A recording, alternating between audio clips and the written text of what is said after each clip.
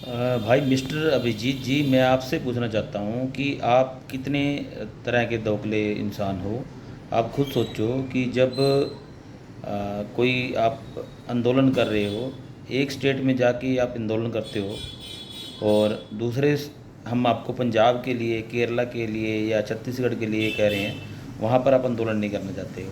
आप दो लॉ की तो बात करते हो कि एक के लिए लॉ अलग है, दूसरे के लिए अलग। तो ये देश एक है, तो आपके लिए रूल लागू नहीं होता कि आपको यदि आंदोलन करना है तो सबके लिए आंदोलन करना चाहिए, बच्चों के लिए आंदोलन करना चाहिए, रियल में आंदोलन करना चाहिए।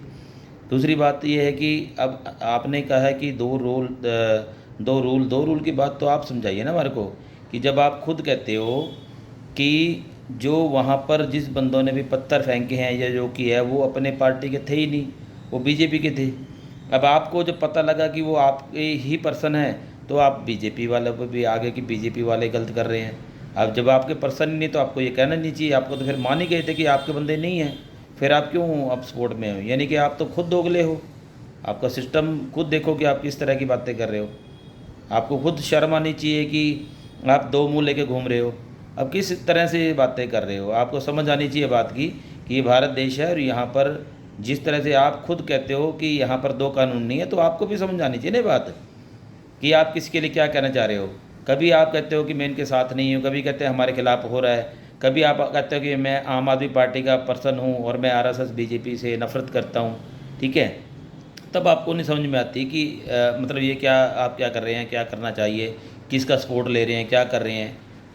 अपनी पार्टी का नाम, अपने कॉकरोच जो गंदगी से निकलते हैं वो नाम रखा, उसमें सब ठीक है। आप वो समझो ना, आप क्या क्या चाहिए, आपकी खुद की मंशा क्या है, आपका दिमाग कहाँ काम कर रहा है। आप खुद सोचो कि किस तरह की सोच आप रखते हो। सबसे बड़ी बात है कि जिन बच्चों के लिए आपने अनशन किया था और सब की थी, वो जो अनशन टूटने के बावजूद भी आपने इतना लंबा ड्रामा किया, और जो वो परिवार थे बेचारे जिनके लिए आपने अनशन किया, जो कह रहे थे हम इनके लिए अनशन कर रहे हैं, वो परिवार तो अभी भी दुखी है, उनके लिए तो कुछ भी नहीं हुआ है।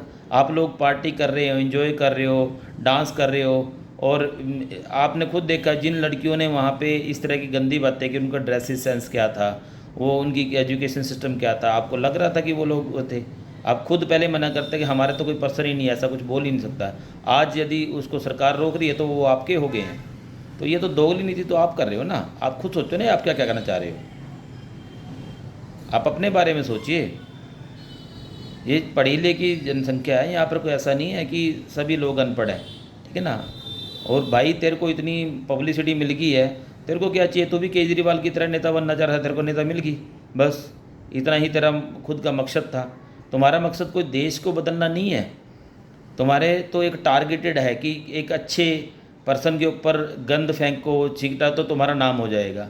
ये एक ओछी राजनीति है। आप लोगों को पता है अभी किस किस बंदों ने आपको सपोर्ट किया, सबको पता है। लेकिन आप अपनी बात नहीं मानोगे कभी भी ना। आप गलत हो, गलत थे और गलती रहोगे। इससे कोई अच्छे बनने वाले नहीं हो आप।